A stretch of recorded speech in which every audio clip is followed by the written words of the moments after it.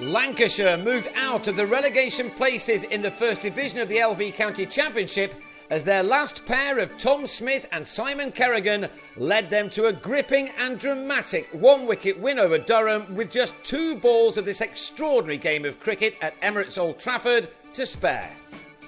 Durham began the last nail-biting day on 59 for 1 in their second innings, still 22 runs behind their hosts, and Kerrigan's fine day began by having Keaton Jennings LBW after the addition of 14 runs. 12 overs then passed by, which brought Durham 19 more before Scott Borthwick was also trapped in front by Glenn Chappell, the visitors now effectively on 11 for 3.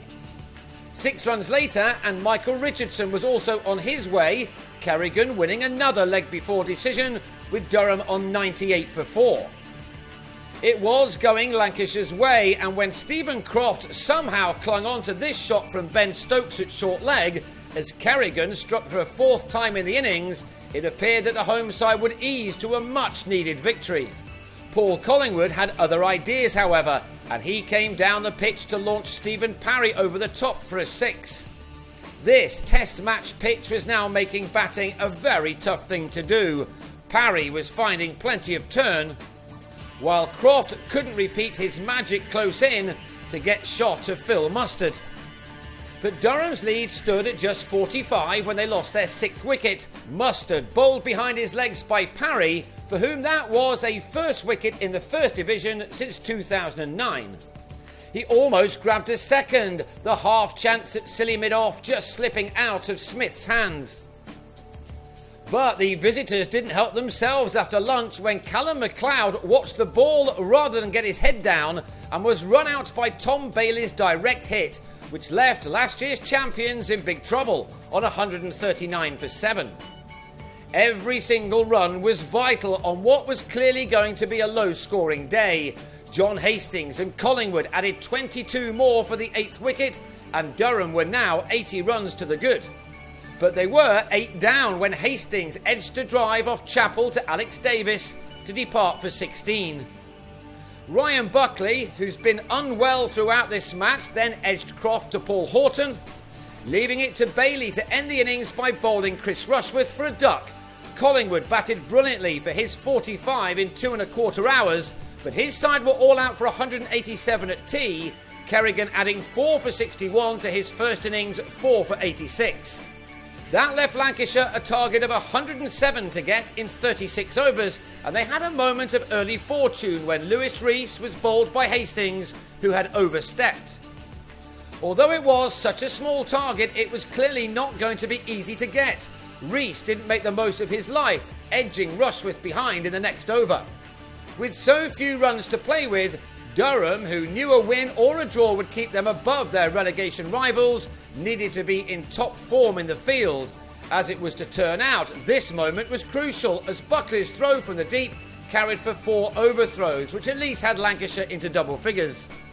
But it was 20 for 2 in the 10th over when Usman Khawaja received an unplayable delivery from Hastings that the Australian did well to nick behind.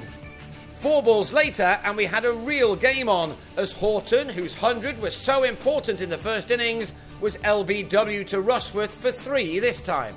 It was 31 for 4 with 22 overs to go when Croft was given out, caught off the glove of Hastings, although the batsman suggested that the ball had struck his arm.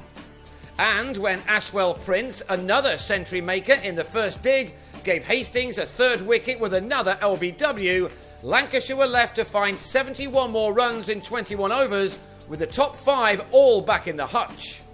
Enter Smith, a man who's been in outstanding form all summer long with both bat and ball. As good as he has been, this was the innings which was the most important of all, to go with his fifer with the ball in the first innings of this splendid contest. Borthwick thought he got rid of Smith with a stunning catch off his own bowling, but the umpires weren't convinced that the ball hadn't bounced. Vitally, Smith and Davis, who also played a crucial role, had added 43 runs in 12 overs to put their side on top, but then on 23, the latter was trapped in front by Stokes. Parry was then bowled by Stokes 2 balls later, and when Chappell also had his stumps disturbed by a peach of a delivery from the England all-rounder, who'd taken 3 in 8 deliveries, it looked as if Durham had pulled off an incredible victory. They had 31 deliveries to get the last wicket after Bailey chipped an in-swinger from Hastings to Mark Stoneman at mid-off, a wicket which left Lancashire on 90 for 9 with 17 runs still to get. 6 came off the next 3 overs, and then last man Kerrigan showed his bottle by getting this ball from Hastings down to third man to leave 4 more to find off the final over. Kerrigan took 3 off the first 3 balls to level the scores, and then Smith scampered home for the single that his side needed, diving in to complete the win. The celebrations from Smith and Kerrigan told you all you needed to know about the importance of this result and how this competition is held in such high regard by the players. Lancashire had lost a recent game against Nottinghamshire by a single wicket in Liverpool. This time they ended on the right side of a remarkable game. Their 107 reached with 9 wickets down and with only 2 balls to spare, Hastings taking 4 for 40 and Stokes 3 for 25. What a game it was, one from which Lancashire took 22 points to Durham's 5. And this is what it means for the table. Lancashire now 6 points ahead of Durham, who do have that game in hand, but now find themselves in the bottom 2 with 4 to play.